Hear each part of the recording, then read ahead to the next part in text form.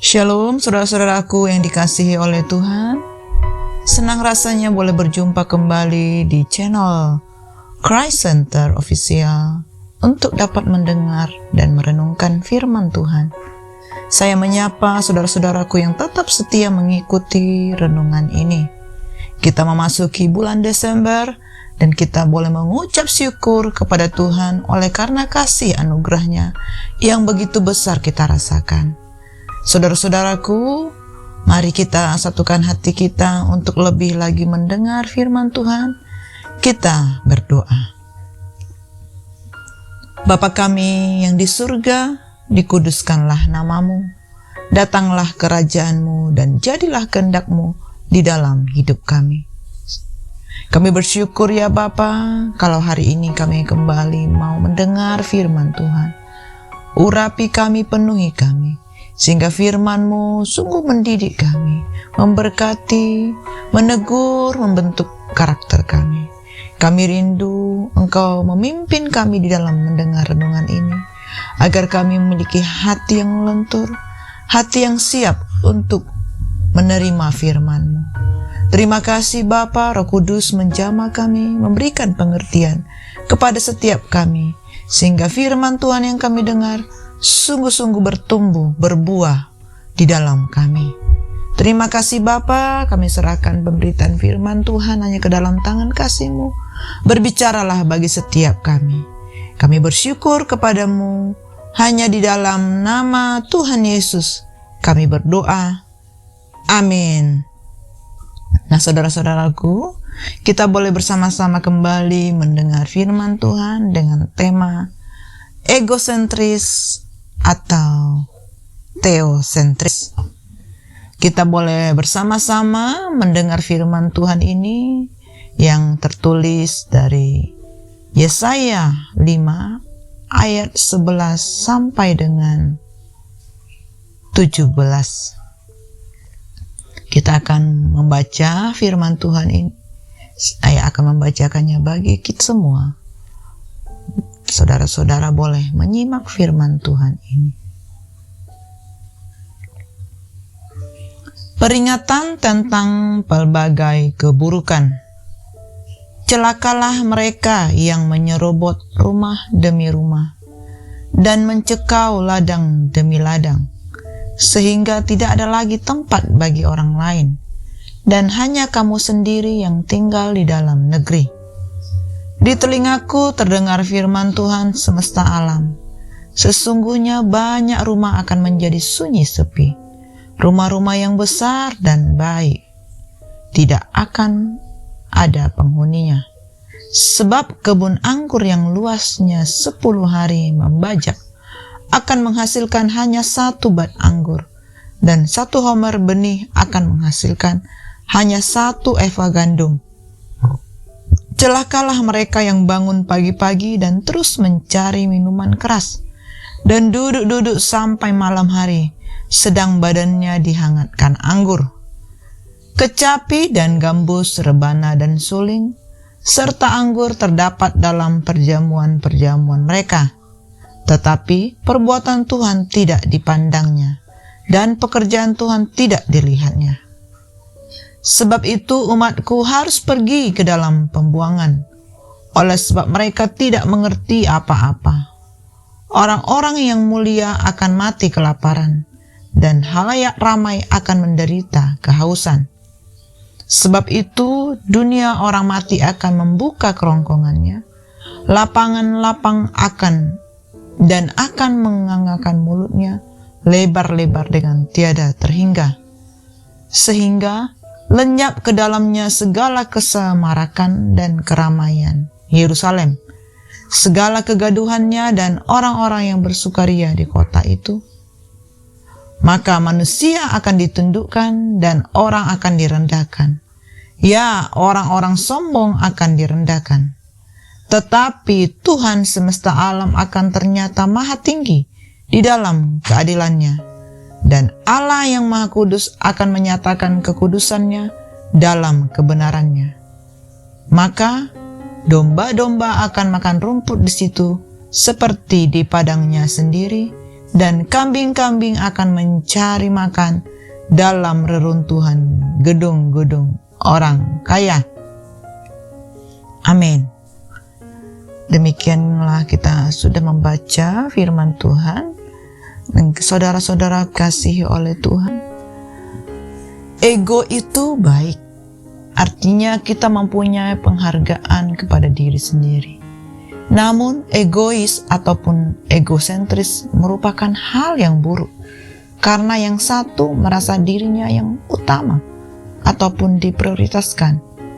Dan melalui egosentris ini orang-orang merasa semua harus berpusat kepada dirinya. Egosentris adalah hal-hal yang masih saja sering menguasai hidup manusia. Ketika kita mengalami hal ini, apakah yang kita lakukan sebagai umat Tuhan? Seperti firman Tuhan yang baru saja kita baca, celakalah mereka yang bangun pagi-pagi dan terus mencari minuman keras, dan duduk-duduk sampai malam hari sedang badannya dihangatkan anggur.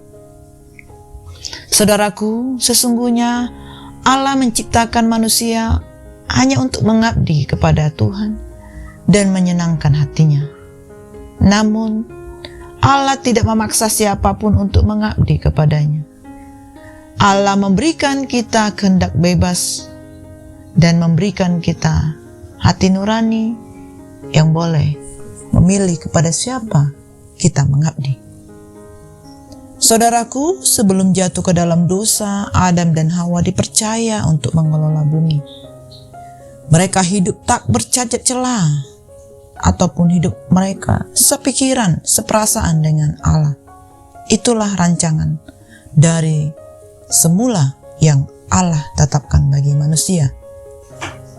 Namun dalam perjalanan hidup manusia, masuklah pihak yang merusak kehidupan Adam dan Hawa, yaitu iblis, yang berhasil menggoda Hawa dan mengakibatkan Adam dan Hawa jatuh ke dalam dosa, dan mereka kehilangan kemuliaan Allah di dalam hidupnya. Oleh karena itu, saudara-saudaraku, Allah yang begitu besar dengan kasih-Nya kepada manusia, Allah mengirim Adam yang kedua, yakni Yesus Kristus, untuk menebus dosa manusia melalui kematiannya di kayu salib. Saudara-saudaraku, manusia yang ditebus dan menyatakan dirinya sebagai pengikut Kristus harusnya hidup meneladani Kristus. Kita sebagai orang-orang yang belajar, yang mengakui Kristus sebagai guru, sebagai Tuhan, sebagai Mesias, sebagai Allah bagi kita, kita seharusnya menerapkan dan mempraktekkan gaya hidup Kristus. Dan sebagai pengikut Kristus yang sejati, maka hidup Kristen yang ada di dalam diri kita seharusnya mencerminkan kehidupan Kristus. Namun kehidupan di dalam Kristus tidaklah mudah. Menjadi Kristen juga tidak cukup hanya sekedar rajin ke gereja, rajin mengikuti persekutuan doa ataupun memberi persembahan, bahkan rajin di dalam pujian penyembahan. Saudara-saudaraku, menjadi Kristen yang sejati haruslah kita bergaya hidup seperti Yesus Kristus. Dimanapun dan kapanpun kita menjadikan Dia sebagai teladan hidup kita. Dan inilah target yang harus kita capai dan kita perjuangkan setiap hari untuk menjadi seperti Kristus ataupun menjadi berpusatkan kepada Kristus yang kita sebut dengan Kristosentris ataupun Theosentris. Saudara-saudaraku, untuk hidup menjadi Kristen seperti yang Kristus ajarkan butuh perjuangan, dan hal inilah tidaklah mudah. Di dalam perjuangan ini muncul berbagai halangan, hambatan, ataupun gangguan, baik dari dalam diri kita sendiri maupun dari luar. Terutama iblis tidak pernah menginginkan kita sebagaimana Kristus hidup. Sebab jika kita berhasil hidup seperti Kristus, maka kita akan menyenangkan hati Tuhan. hati Allah. Sebaliknya, jika kita hidup sesuai dengan kedagingan ataupun rencana iblis, maka kita akan menjadi bertentangan dengan kebenaran firman Tuhan. Saudara-saudaraku, faktor utama yang menjadi penghalang kita hidup seperti Kristus adalah diri kita sendiri. Iblis adalah faktor kedua. Di dalam diri kita terdapat ego ataupun yang berkembang menjadi egosentris, yakni segala sesuatunya yang kita kehendaki berdasarkan sudut pandang kita saja. Keinginan dan segalanya dipusatkan kepada keinginan diri sendiri. Di dalam manusia lama yang berdosa, ada keegoisan yang tetap eksis dan hidup, yang ingin menguasai diri manusia secara permanen dengan berbagai cara. Saudara-saudaraku, sepanjang ego manusia masih terpelihara dalam diri kita, maka keegoisentris akan tetap terus berkembang. Dan ia dengan sangat pintar menguasai, menipu manusia yang didiaminya. Misalkan ia akan mengajak manusia yang didiaminya untuk terus berbuat dosa, baik dalam bentuk fisik maupun dalam pikiran. Dan kita boleh melihat contoh-contoh yang begitu banyak melalui kedagingan yang masih mudah tersinggung, yang masih mudah marah, selalu minta dihargai, minta dihormati, merasa lebih berkuasa dan berbagai hal yang lain yang masih mengikat. Termasuk di dalamnya yang tidak suka dinasehati, tidak suka dikritik. Dan banyak kita yang tidak sadar akan keegoisan yang menguasai diri kita. Nah, saudara-saudaraku, tidak ada cara lain untuk mengatasi keegoisan kecuali memulai dengan pertobatan. Kita berjuang hidup sempurna, hidup kudus, dan kita boleh bersama-sama memikirkan apa yang Kristus pikirkan, apa yang Kristus boleh kehendaki di dalam firman-Nya. Saudara-saudaraku, marilah kita mulai tahapan-tahapan dari langkah-langkah kecil yang berarti bahwa hidup kita berpusat kepada Tuhan ataupun teosentris. Mari kita mengarahkan diri kita kepada Kristus, menyadari bahwa setiap keegoisan yang masih menguasai kita akan kita boleh singkirkan, akan kita boleh kuasai lebih lagi hari demi hari.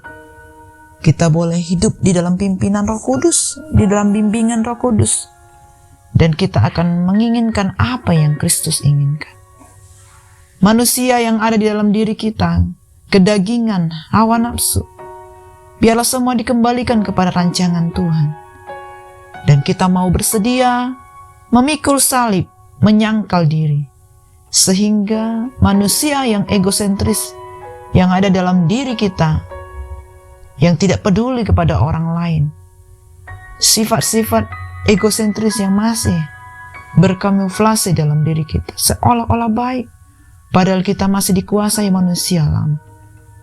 Mari saudaraku, kita rendahkan hati kita, kita tundukkan pikiran kita, hati kita kepada firman Tuhan, agar Roh Kudus yang berperan mengambil alih hidup kita, agar kita mau setiap kuasa kedagingan, keegoisan yang masih merusak hubungan kita dengan Tuhan dan sesama dapat kita tinggalkan, sehingga kita memiliki dampak yang baik, yang benar di dalam hubungan dengan Kristus dan juga dengan sesama kita, sehingga tidak ada lagi dampak buruk, yaitu kebinasaan yang berakhir dengan hal-hal yang membawa maut dalam hidup kita. Mari kita basmi keegosentrisan kita. Kita basmi hawa nafsu, kedagingan, sifat berpusat pada diri sendiri yang mencelakakan kita. Saudara-saudaraku, seruan Tuhan sangat jelas kepada kita. Bertobatlah dari sikap yang demikian.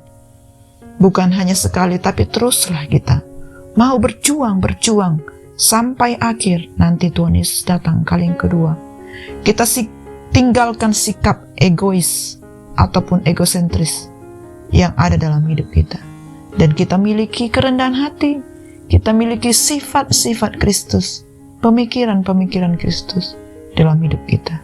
Mari saudaraku, kita miliki buah roh, kasih, sukacita, damai sejahtera, kelemah lembutan, kesabaran, kesetiaan, kebaikan, bahkan penguasaan diri kita miliki di dalam kehidupan kita sehari-hari. Amin. Demikianlah saudaraku renungan firman Tuhan pada hari ini. Mari kita boleh renungkan, kita simak firman Tuhan, kita lakukan bersama-sama. Mari saudaraku, kita tutup di dalam doa. Terima kasih Bapa, kami bersyukur buat firman-Mu yang mengajar kami, membentuk kami, sehingga kami memiliki sifat seperti Kristus. Kami mau dipulihkan, kami mau dibentuk lebih lagi, menjadi manusia baru di dalam Kristus. Terima kasih Bapa, Roh Kudus menjamah kami. Ampuni kami atas dosa-dosa kami, pelanggaran kami. Ampuni kami karena kedagingan kami yang masih lebih kuat, keegoisan kami yang masih menguasai kami. Ampuni kami. Kami mau dengan rendah hati boleh bersama-sama mencapai tujuan Tuhan di dalam hidup kami. Terima kasih Bapa, berkati aktivitas kami sepanjang hari ini, bulan ini. Sepanjang bulan 12, kami akan merayakan Natal. Tuhan berkati kami. Gereja-gereja Tuhan, umat Kristen yang ada, lindungi, jagai kami semua. Terima kasih Bapa, hanya di dalam nama Tuhan Yesus kami berdoa. Amin. Semangat pagi saudara-saudaraku, terus berkarya di dalam Kristus. Kita melakukan bagian kita bersama-sama. Haleluya. God bless you.